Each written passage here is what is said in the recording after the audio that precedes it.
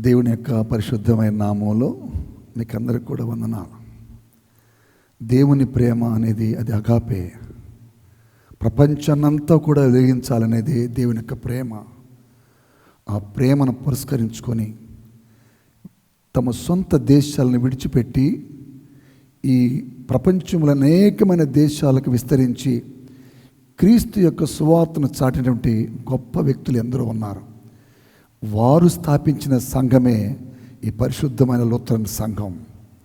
ఈ పరిశుద్ధమైన లూథరన్ సంఘం యొక్క మిషన్లో అనేక మంది భక్తులు పనిచేశారు, నిస్వార్థంగా పనిచేశారు. వారు పరిశుద్ధాత్మ ఆవేశముతో దేవుని మనసారా స్తుతించాలని రచించిన కీర్తనలే ఈ పరిశుద్ధమైన కీర్తనలు, ఈ పరిశుద్ధమైన రాగాలు. అందుకే ఎన్ని వందల సంవత్సరాలు గడిచినా కూడా ఈ కీర్తనలో ఉన్నటువంటి మాధుర్యము నేటికి కూడా తరగడం లేదు. దీనికంత కేవలం కారణం దేవుని యొక్క మహిమ. మరి ఈ పరిశుద్ధమైన కీర్తనలు సోషల్ మీడియా ఛానల్ ద్వారా మీ ముందుకు రాబోతున్నాయి. వాటి కొరకు ప్రార్థన చేయండి, వాటిని వీక్షించండి, దేవుని యొక్క ఆశీర్వాదాలు పొందండి. Thank you. God bless you.